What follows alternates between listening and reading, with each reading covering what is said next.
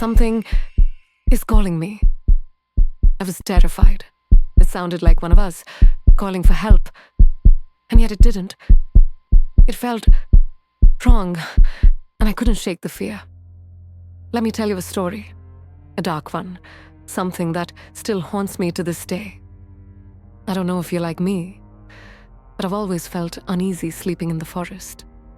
There's a strange silence there. Being alone in the dark, surrounded by nothing but nature, it brings peace, yes, but also a kind of fear you can't describe. Still, maybe that fear is part of what makes us feel alive.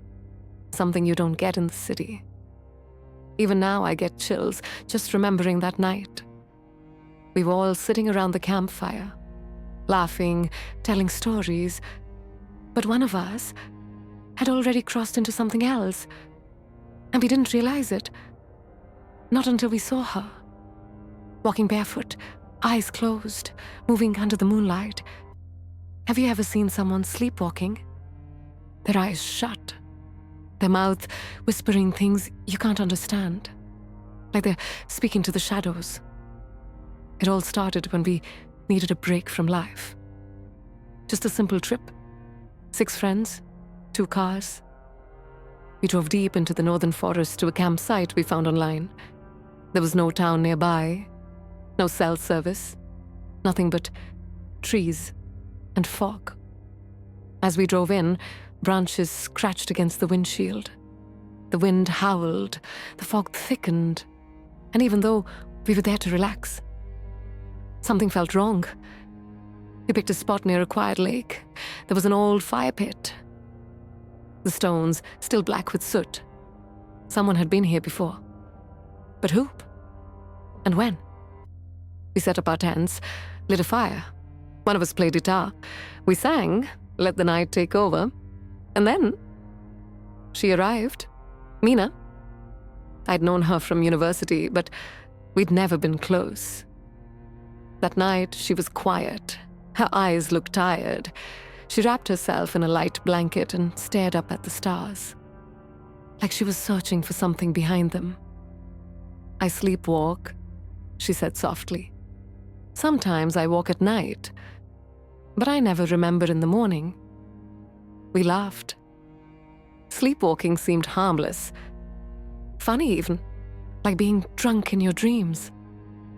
But I wish we had taken her seriously. I really do. Later, we crawled into our sleeping bags. It was around 2:30 a.m. Everyone else went to their tents, but I stayed by the lake for a while, alone with the silence. Then, I saw movement. A shadow passed under the moonlight. Mina's tent slowly unzipped. Something inside me said, "Don't look." But I couldn't help myself. Mina stepped out, barefoot, still wrapped in that thin blanket. Her eyes were shut, and yet she was moving with purpose, like something was pulling her, calling her. I stood up and followed quietly. She walked calmly through the trees, leaving the campsite behind. Her steps were steady, peaceful almost. I told myself maybe she was just wandering, but my heart was pounding. I couldn't ignore it. Then I saw it. A thorny branch scraped across her foot. She didn't flinch. Blood trickled down her leg. Still, she walked on. The forest grew quieter. No crickets, no frogs, just the soft, rhythmic sound of her bare feet on the earth. That silence, I felt unnatural. Behind the trees, we found it. An old, broken-down hut, rotten wood, shattered windows, like it hadn't been touched in years. But Mina walked straight to the door. She placed her hand on the wood, murmured something. But the words, they weren't human. It was more like a breath, a sigh. And then, the door opened. I was frozen, still trying to understand what I was seeing. She stepped inside, and like a fool, I followed her. The inside was bigger than it looked. Dust everywhere. Old damp paintings on the walls, candles scattered on the floor. But the table in the center, it was clean, too clean, and on it, a mirror, laurel branches. Mina stood before the mirror, still asleep. But it was as if something passed through her. A presence, a memory, a spirit. She looked at the mirror, but the reflection wasn't her own. That's when I felt it. A fear so deep I could feel it in my bones. Her eyes opened, but they weren't her eyes anymore. They were black, empty, void. She whispered, "You've come. Finally." I couldn't move. My body was frozen. My mouth opened, but no sound came out. I wanted to scream, to run, to burn the hut to the ground. With the last of my strength, I stepped back. Mina's body trembled, then collapsed. I screamed, a scream that shattered the forest. I ran. My friends woke up in a panic. We ran back to the trees. But the hut was gone. There was nothing, just trees and silence. No footprints, no signs of blood. And Mina, sleeping peacefully in her tent. Her feet were clean. Her blanket was still wrapped around her. The next morning, I said nothing. My friends laughed it off. "You must have dreamed it," they said. But I know what I saw. And so did Mina, because on her arm were scratches, marks from the thorns, and she didn't remember anything. Except one thing. She whispered to me, "Something is calling me." Sometimes sleepwalkers aren't just wandering aimlessly. Sometimes they're being led by something we can't see. If you saw someone walking in their sleep, would you wake them up? Or just watch? Because maybe I'm not the only one who's seen what's behind the trees. We all want to escape sometimes. From the city, from people, even from ourselves. We long for nature. But sometimes, nature isn't just trees and sky. Sometimes, the ground itself whispers, and sometimes, those whispers choose someone. This is a different kind of story. A woman, a camp. And one night, she walked in her sleep. She never opened her eyes. And she never came back. Have you ever woken up to the sound of a bell and felt the pull to follow it? It happened near a remote mountain village. We had gone camping, 6 of us. You know the drill. Tents, a fire, peaceful silence. But from the first day, one person stood out. Her name was Sime. She barely spoke. Her eyes were always distant. She moved like someone chasing a memory. That first night, around the fire, she said one thing. "Sometimes I wake up, walking. If you ever see me, don't call my name. Just close your eyes." Her words got lost in the crackling fire, but I couldn't forget them. It was 2:44 a.m. I was fast asleep. Then, I heard it. A bell, far away, low, metallic, carried on the wind. It sounded like a church bell, but older, sicker, like it had a soul. There were no villages near us, no churches, no reason for that sound. I unzipped my tent, and I saw her, Sime, in a long white dress, walking barefoot, eyes closed, and she was heading toward the sound. Something inside me said, "Stay." My feet disobeyed. They followed her into the trees. The deeper we went, the stranger it got. The trees looked older, thicker, broken in ways that didn't make sense. And the bell, it wasn't coming from the outside anymore. I could feel it inside my chest, like it was ringing in me. Sumai's hair floated in the wind, but she kept walking, slow, steady, like something was waiting. Then we reached a clearing, and there was a structure, a crumbling stone church.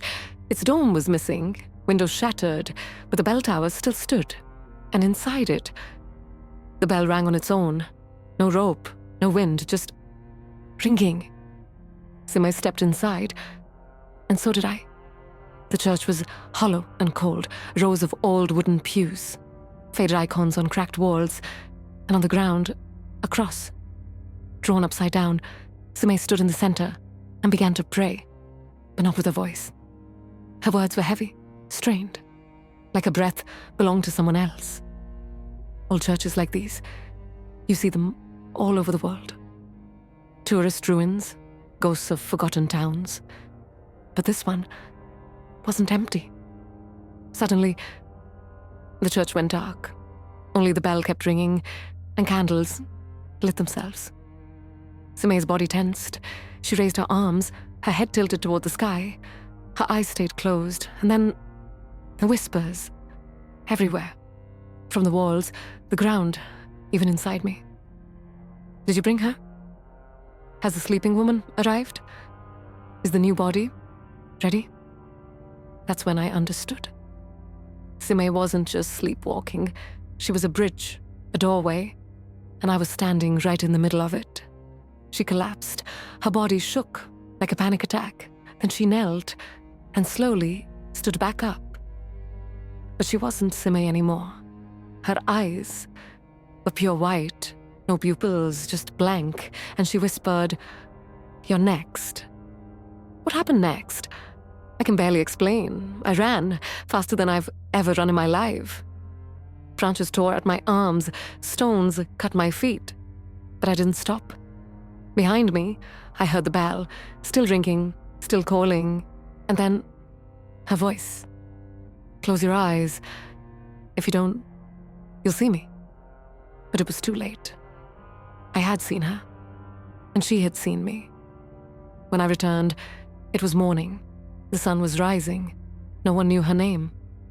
She wasn't on the guest list. She wasn't in any photos. And her tent was never there. But I was still holding something. A stone. The one she sat on by the fire. And on it, a bloody footprint, dried but real. Since that night, I've been hearing the bell, in the space between waking and sleep, ringing from inside me. Sleepwalking isn't always just sleep. Sometimes it's a contract with something else. Sime never opened her eyes, but she opened something. And now, that door is still open. So I ask you, have you ever woken up to the sound of a bell? What if you didn't open your eyes? Because next time, it might be you. Some things can only be experienced, not explained. Because if you try, people think you've lost your mind.